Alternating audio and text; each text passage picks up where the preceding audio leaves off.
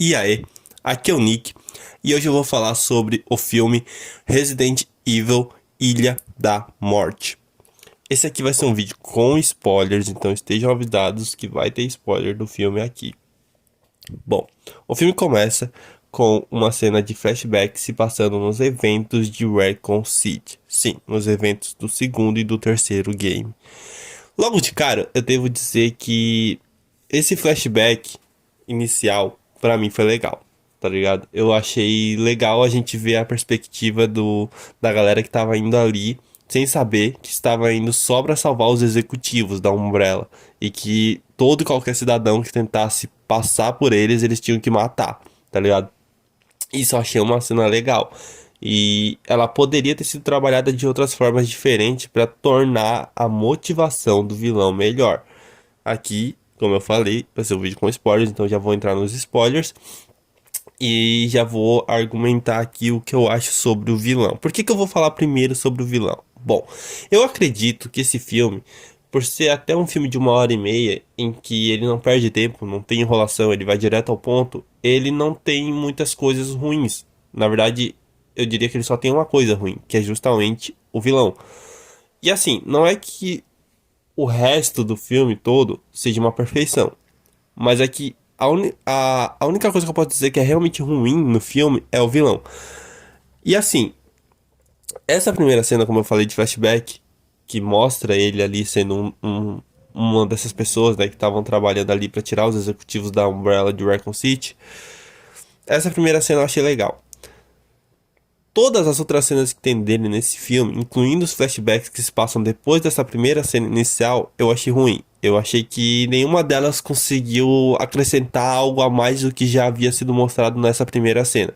Se tivesse mostrado essa primeira cena, mostrado que ele era o mesmo cara que estava ali naquele momento inicial, e que trabalhasse um pouco melhor a motivação dele, sabe, sem ser tão falada, porque os diálogos dele nesse filme são muito ruins. Fora o fato que ele fica querendo brincar de roleta russa o tempo todo. Mas assim, tem uma hora no meio do filme em que ele tá, pra variar, os mocinhos estão na palma da mão dele.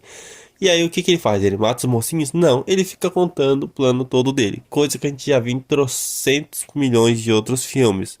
Então, assim, alguém poderia ter, sei lá, assistido Watchmen pra, sabe, tentar ver uma forma diferente de se trabalhar um vilão, ou tentar pelo menos perceber que, sabe, o vilão ficar contando o plano dele não é exatamente algo assim revolucionário, né? Mas, assim, essa cena eu achei bem ruim e eu posso dizer que é a única cena realmente ruim do filme pra mim é essa, em que ele fica ali na frente dos vilões, na frente dos heróis, falando o plano dele, tá ligado? Então, assim, pra mim, esse vilão, eu achei ele muito ruim e muito fraco. É mais ou menos quando você vai assistir Liga da Justiça, velho, e você fica pensando, porra, que vilão será que, sabe, pode reunir tantos heróis fodas num só lugar, tá ligado? E aí quando você vai ver o filme é o Lobo da Steppe, tipo, né? Então aqui nesse caso, mano, do Resident Evil Ilha da Morte, a gente tem, finalmente, Leon, Claire, Chris e Jill juntos. Não é a primeira vez que isso acontece, porque no live action Bem-vindo a Raccoon City, esses quatro personagens estiveram juntos na cena final do filme, o que eu achei foda, tá ligado? Eu sei que muita gente não gosta do live action Bem-vindo a Raccoon City, mas eu gosto. E essa cena final eu achei muito boa, porque tinha os quatro personagens, e isso é algo que a gente vem pedindo pra ter nos jogos da série, né? A gente pede pra Capcom botar isso em Resident Evil nos games, e até hoje não aconteceu. Então eu achava que por alguma razão a Capcom tava adiando isso pra fazer um puta jogo com esses quatro personagens. E aí agora é lançado esse filme onde tem os quatro personagens juntos e eles interagem junto. E de longe a melhor coisa do filme são a interação entre esses quatro personagens, cara. É incrível. Também tem a Rebecca no filme, que ela tava maravilhosa no Vendetta e tá maravilhosa aqui também. Mas não adianta, o destaque é os quatro, tá ligado? E assim, todas as cenas deles nesse filme são muito boas, tá ligado? Então vamos começar pela história do filme. Bom, a gente começa vendo ali que o Leon tá fazendo uma missão, onde ele tá tentando desvendar algumas coisas que estão acontecendo. E ele é interceptado por uma mulher que acaba atacando ele. E num primeiro momento, o filme dá a entender que ela é uma mulher misteriosa, mas pra quem viu Vendetta já sabe mais ou menos quem ela é. Esse filme, ele não é uma sequência direta do Vendetta. Assim, ele se passa depois do Vendetta, sim. Mas ele não, digamos assim, segue os acontecimentos do Vendetta. Tem essa personagem, misteriosa, entre aspas, que ela é só filha de um dos caras lá do Vendetta, tá ligado? Que foi o filme anterior ao Ilha da Morte. E ela tem aqui uma questão de querer se vingar, né, do Leon e tudo mais, e tá trabalhando com esse cara aí e tal. Que assim, no geral, isso meio que não acrescenta muito à trama, mas como isso era algo que já tinha ficado solto no outro filme, eu acho que eles trouxeram de volta só pra emendar essa história e terminar de uma vez, tá ligado? Nesse caso, essa personagem ela não acrescenta e nem tira muito do filme, fica meio que nisso. A cena de ação entre os dois, ela é legal. Ela acontece com os dois em motos, né? Cada um tá numa moto e tal. Então, ela tem uma questão ali de planejamento de cena bem interessante. Logo depois a gente tem a cena da Claire, olhando que uma orca tinha sido mordida por algo enorme. E é falado nessa cena que ela ainda tá na Terra Save, que era algo que já tinha sido apresentado lá no Degeneração e que eu acho que não foi citado de novo em outros momentos que a Claire apareceu nesses anos, né? Desde o Degeneração até aqui. Talvez no Revelations 2, no game, tenha alguma citação à Terra Save, já que a Claire é uma personagem jogável naquele game. Mas no geral é algo que não tinha sido explorado desde o Degeneração. E eu gostei que pelo menos aqui eles citam que ela ainda tá trabalhando nessa ONG. Depois dessa cena a gente tem a cena da Jill invadindo uma casa, onde ela acaba tendo um confronto ali com o infectado e mostra que ela voltou a trabalhar com o Chris. O que era algo que desde o Resident Evil 5 a gente não sabia se estava acontecendo ou não. A gente tinha tido muitas poucas citações da Jill, muito menos aparições dela depois do Resident Evil 5, onde ela sofreu, onde ela sofreu toda aquela lavagem cerebral do Wesker e acabou indo lutando contra o Chris, contra a própria vontade dela, e isso era algo que eles não exploraram as consequências desses acontecimentos depois, né? O que isso significou para a personagem. Aqui no filme, essa história do filme se passa em 2015. Então faz aí uns 4 5 anos. Eu não me lembro quando é que se passa os eventos do Resident Evil 5, mas deve ter sido ali na mesma época que lançou o jogo, 2009, 2010. Então, assim, faz aí uns 5 anos. Ela claramente ela ainda tem ali uma questão de sequelas daqueles acontecimentos do Resident Evil 5, mas ela já passou pelo processo mais, digamos assim, mais complicado, né? Para realmente superar essa situação, né? Tipo, ela já tá ali voltando à ativa, já tá trabalhando com o Chris e ela tinha sido mencionada algumas vezes de que ela estava trabalhando de novo, só que a gente não tinha visto isso acontecer, né? Então foi legal que o filme trouxe isso. Eles também citam esse acontecimento, né, do Resident Evil 5 e também citam acontecimentos do Resident Evil 6, referente a pessoas que o Chris perdeu naquele jogo. Isso eu achei bem legal, porque geralmente os filmes de Resident Evil, aqui eu não tô falando dos live actions, eu tô falando das animações, elas costumam ser algo à parte, né? Então, por mais que tenham ali referências e homenagens aos games, eles não costumam continuar uma história de um game. Aqui não é exatamente o que eles continuam, mas o fato deles darem essas citações e mostrar que essas perdas que esses personagens sofreram, no caso do Chris, né? Perdeu pessoas que trabalhavam com ele, e no caso da Jill, ela ter literalmente perdido ali alguns anos da vida dela, né? Sob o controle do Wesker, mostra que a Capcom tá aberta a trabalhar esses personagens não só como super-heróis invencíveis, mas também numa questão mais humana, né? De como eles se relacionam entre si. E isso é a melhor coisa do filme, a relação entre eles. A amizade do Chris e da Jill, ela é muito forte. E assim, eu espero realmente que seja apenas amizade entre os dois. Mas se o Chris quer comer essa mulher, velho, ele tem que fazer isso pra ontem, mano. Porque ela acabou de conhecer o Leon, velho. E aí você sabe como é que o Leon é, né, mano? Então, olha, Chris, assim, na verdade ele já tem que ter feito isso, né? Porque o filme se passa em 2015. Agora já é meio que tarde, mas Beleza, né? Se bem que se fosse parar pra pensar, né? O Leon tá há 300 anos tentando comer a Ada, até hoje não conseguiu. Então, até onde a gente sabe também, né? Mas tudo bem. Aí, beleza.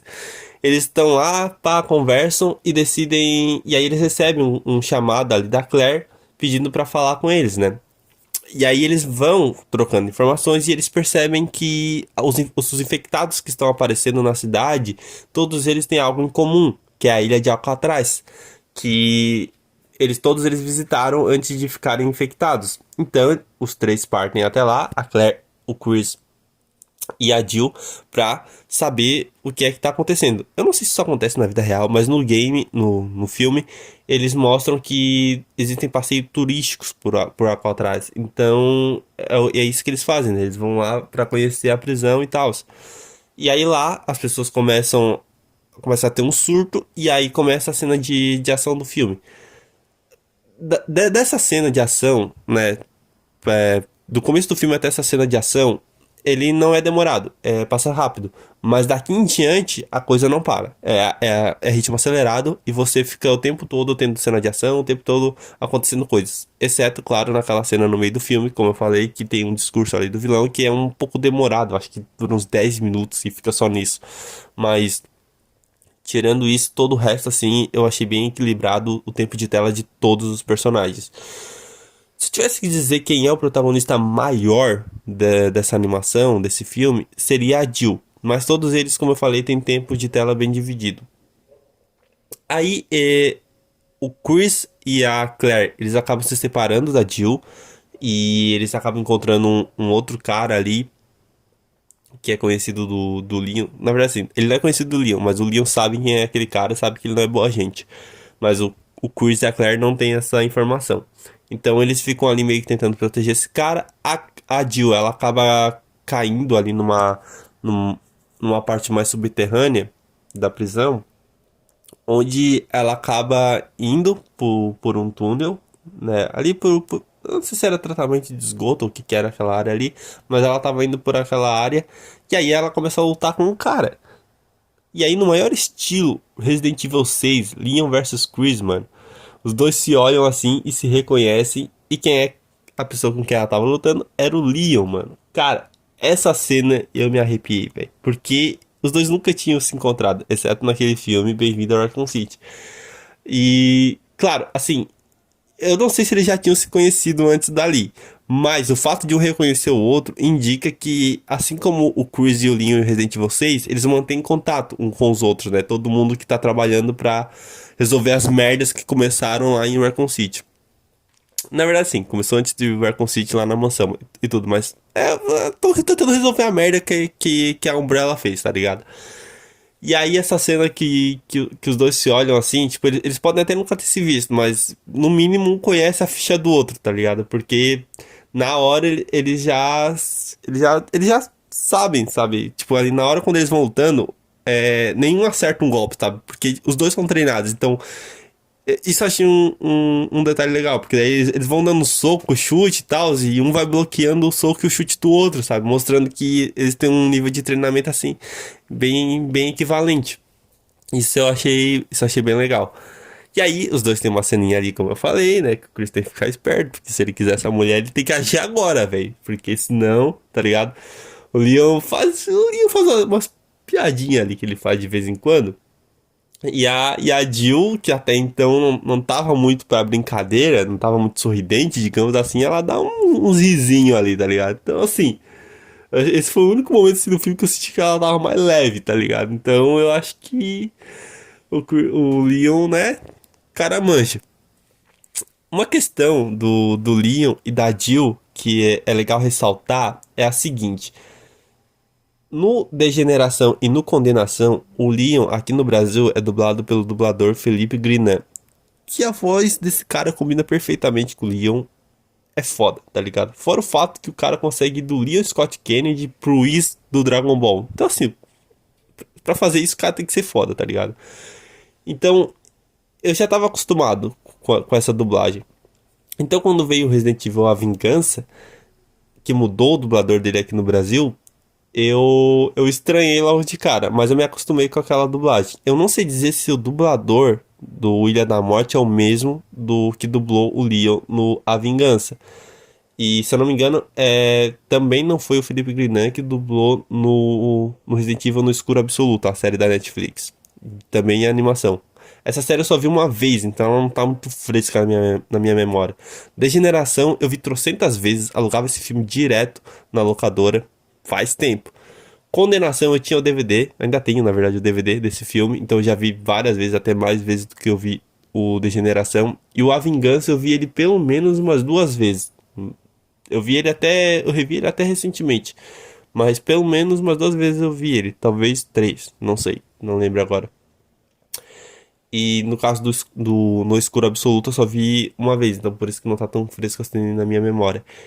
Então, quando saiu o Resident Evil 4 Remake e teve a dublagem do Felipe Grinan no jogo, pra mim já tava certo que ele ia dublar o Leon aqui de novo. Não foi ele, foi uma outra pessoa, que a voz combina com o Leon também, mas num primeiro momento ali você sente falta de ser o Grinan. E no caso da Jill, como eu falei, ela tava meio que sumida desde o Resident Evil 5. Então ela não apareceu em nenhuma dessas outras animações que tinha tido de Resident Evil até então. E nos filmes em live action, em 2000 no segundo filme, né? No Apocalipse, isso. No Apocalipse e no Retribuição, ela é interpretada ali por uma atriz.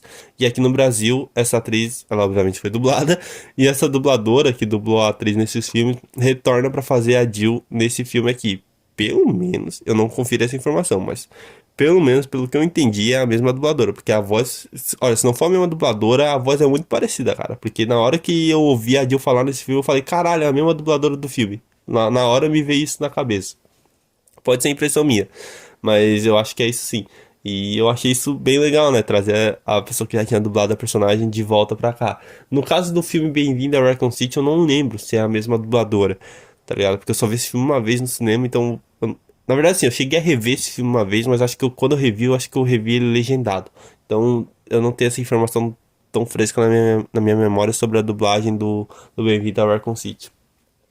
De toda forma, as cenas do Leon com a Jill nesse filme aqui são muito boas.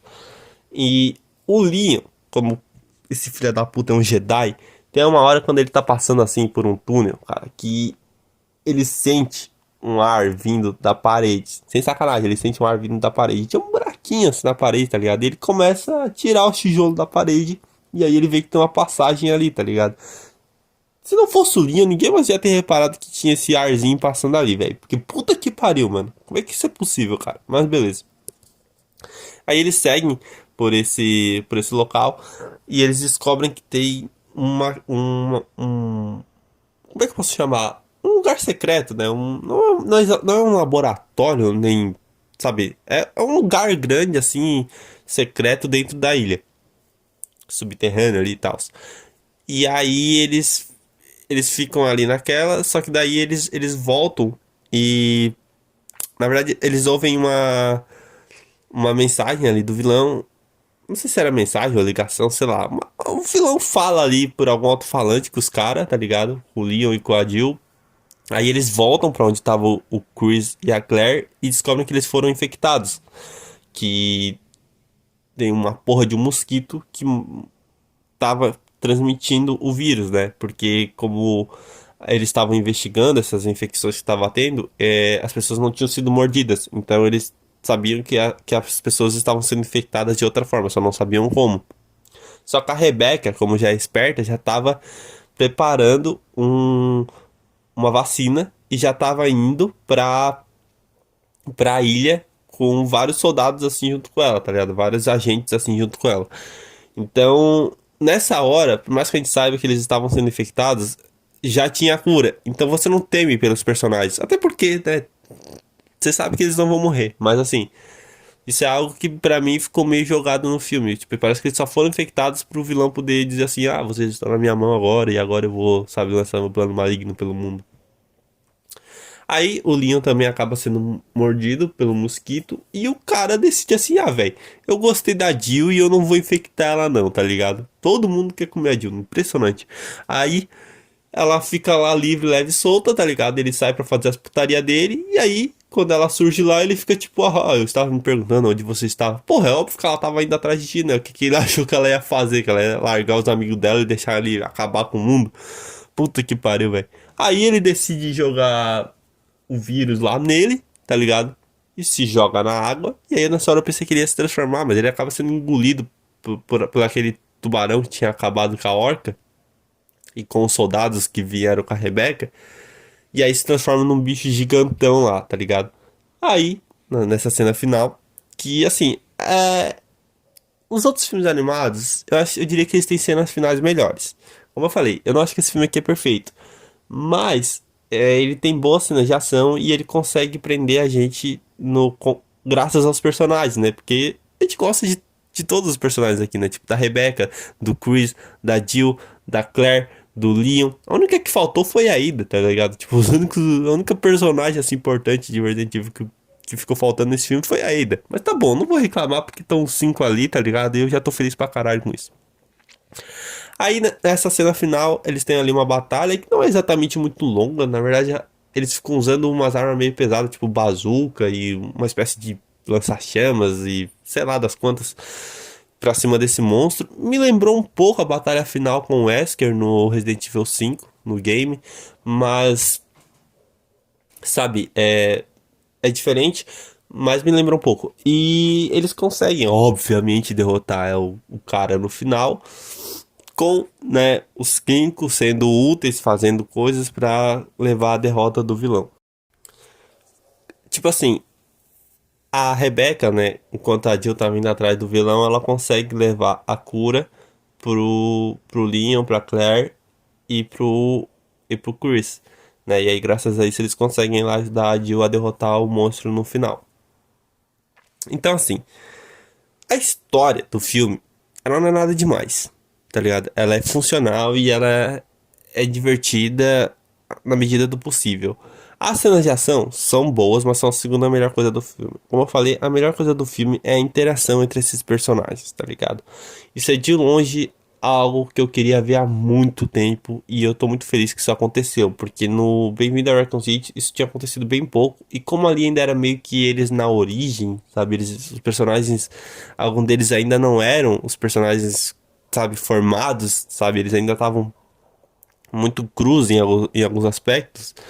Nesse aqui, que eles já estão no auge, tá ligado? É uma história que se passa lá atrás, né, em 2015. Então, eu não lembro se no Vendetta eles citam em que ano que se passa aqueles acontecimentos. Mas, pelo caso de ter aquela personagem do Vendetta nesse filme, eu diria que se passa antes, né, do desse filme aqui, Na Ilha da Morte. Então eu não sei se passa também em 2015 ou se passa em 2014. De toda forma, o Vendetta ele foi lançado em 2017. E o Resident Evil 7 eu acho que é de 2015, né? No caso do... Eu não sou... Eu não sou o David Jones, então eu não zerei todos os Resident Evil. Mas o 7 e o 8 eu sei muito pouco sobre eles. O 7 eu sei um pouco mais, mas o 8 eu realmente não me aprofundei nele porque eu ainda não joguei nenhum desses dois jogos. Então eu não sei dizer pra onde que a história tá caminhando nessa linha de jogos, tá ligado? E se eles falam, citam sobre outros personagens nesses jogos. Eu sei que o Chris, ele aparece tanto no 7 quanto no 8. E no caso do Leon, eu acho que depois desse filme aqui, ele finalmente conseguiu ter as férias que ele tanto buscava, cara. Porque, porra, desde o Raccoon City, esse maluco tá trabalhando sem parar, velho. Puta que pariu. Joga uma missão atrás da outra pra cima desse cara, é impressionante. Aí no Condenação ele já tinha falado que tinham tirado ele das férias dele, tá ligado? Aí no final ele fala que finalmente ia ter as férias dele. Mas aí eu acho que logo depois acontecem os eventos de Resident Evil 6. Então assim, o cara não parou nem um segundo, velho, tá ligado?